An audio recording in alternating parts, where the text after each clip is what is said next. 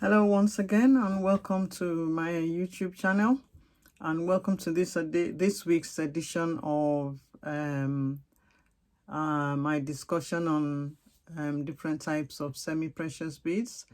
I must say a big thank you to everyone who has subscribed to my channel.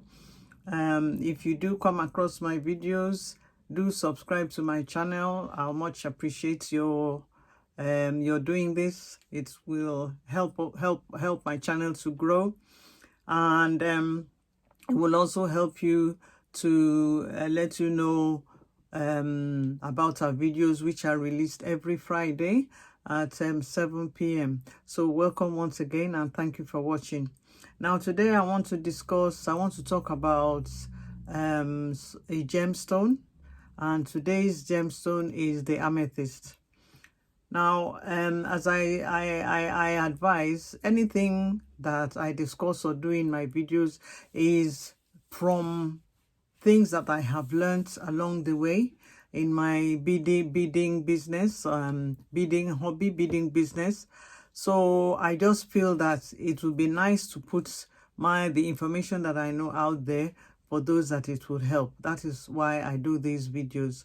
But of course, there's such a lot of information in any of the topics. You can Google them. There's such a lot of information, and it will be of interest for those of you that decide you want to go into beading, or those that buy beads quite a lot, or those that want to know more knowledge about your beads and gemstones. So today we want to talk about the amethyst, and the amethyst is a purple. It's a quartz stone.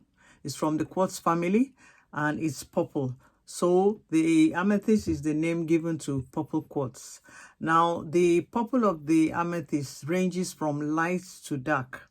You can have light purple, you can have dark purple.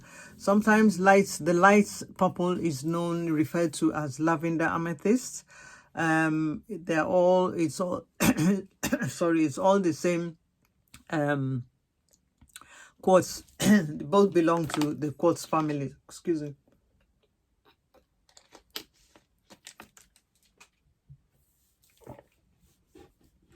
Now, legend has it that in those days gone by, because the amethyst is recorded its use more than 4,000 years BC.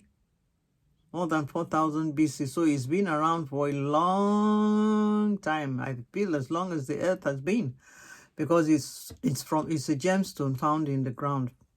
But legend has it that in those days, the kings and queens used to mold their drinking glasses with amethyst, because it's purple, so that when in their courts, when they have visitors or they're in their courts, they just drink water. They pour water inside, and it gives the illusion of they're drinking wine. And they did this simply because they didn't want to get drunk. And so one of the properties of amethyst today is, I believe, is used to spiritually treat alcoholism. We'll get to that later anyway. Now, amethyst is also mentioned in the Old Testament as one of the stones on the breastplate of Aron. You remember Aron was a priest. The stones on his breastplate were 12, and amethyst was one of them. These 12 stones represented the 12 tribes of Israel. It also has reference to the 12 months of the year. It also has reference to the zodiac signs. So amethyst was one of these stones. Amethyst is a stone that was well known and well used by royalty until today. It's associated with royalty. In history, I remember Catherine the Great. Was loved the amethyst stone. She used the amethyst stone in her jewelry so much. She loved it. And we also know that amethyst is used in religious circles as well. So it's very popular. And it's one of the most expensive, or one of the expensive quartz gemstones to find. Now, what gives a gemstone its price anyway? when we say it's one of the most expensive, what gives it its price? Well, to start with, the cuts, the quality and things like that give it its price, but also supply and demand. If there is low supply of a particular gemstone, it's likely the price will go up. If there's a high supply of it, it's likely the price will go down. So supply and demand also have a hand in giving a gemstone or a gemstone bead its price. Apart from the quality, apart from other things that we know pertain to a gemstone or a bead, supply and demand also add to giving its price. Another thing about the amethyst stone is that at times the amethyst gemstone, even the gemstone beads, at times it reflects different colors when light falls on it. So if you look at it, if you look at the gemstone from a different angle, the angle I look at it, I might see red. Another person might look at it and see bluish tints. So that is one property of an amethyst gemstone or an amethyst stone bead. It does happen with beads as well, especially if they're really faceted and they're polished. Then when light shines upon it, it will possibly reflect different colors. Another point is that when I was speaking about quartz, I think I mentioned that we should be careful about names. When you want to buy your gemstones, or you want to buy your gemstone beads, or you are selling them, or you are making them into jewelry and you want to label them, you have to be careful about the labels, because they can mislead you. For instance, a good example is this one, the Siberian amethyst. If you look it up, you find it. It's called the Siberian amethyst, but it's called Siberian amethyst, and it just simply means dark amethyst. It means the dark type of amethyst. But some people might look at it and say, oh, this is the amethyst from Siberia. It doesn't mean so. So it doesn't necessarily mean that it's from Siberia. So you have to research the name. You have to research what you want to buy. You have to research the seller. You have to research so much before you decide to go ahead and buy a gemstone or a gemstone bead for that matter. You have to research, because when you are selling it or when you are using it, you have to be able to describe what you have used properly to the seller. Because you can't sell it as something and then later on the buyer perhaps gets to know that it's not. That's not right. So you need to research the name, research everything about what you want to buy or about what you want to use for your jewelry. So, for example, as I said before, the Siberian amethyst does not particularly mean that it's from Siberia. It means it is a dark amethyst. The dark shade of amethyst. Another point that I noticed, that the amethyst gemstone, when you look at diamonds, for instance, diamonds they come in a particular cut. There's a particular way they are cut, especially the round diamond, and we call it brilliant cut. You can look that up. There are different types of cut, but you can look that up in your spare time. The brilliant cut, it simply means that when you look at it, you will see traces of the shape of a kite. You will also see traces of the shape of a triangle. The facets come in, they are shaped into triangles, and somewhere along around the diamond is shaped into a kite. You might get the amethyst gemstone too cut into this shape.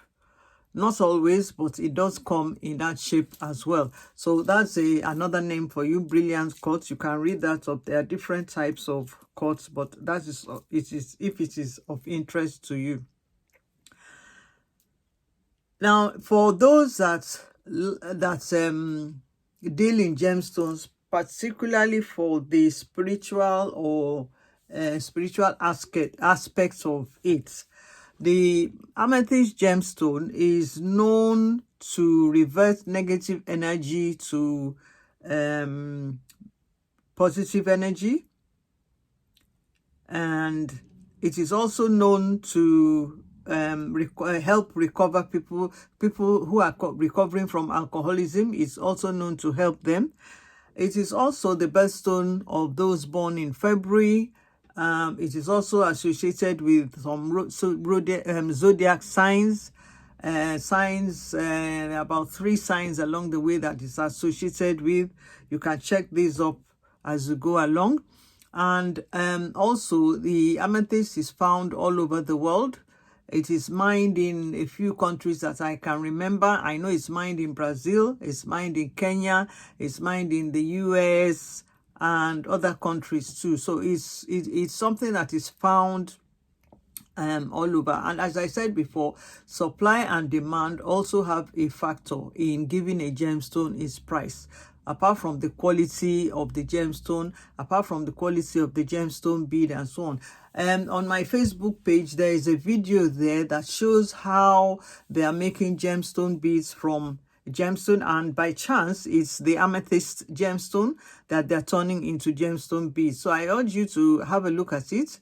It's very interesting, and you will see that there's a lot of work that goes into making a gemstone bead from a gemstone rock on its own. There is a lot of work that goes into it.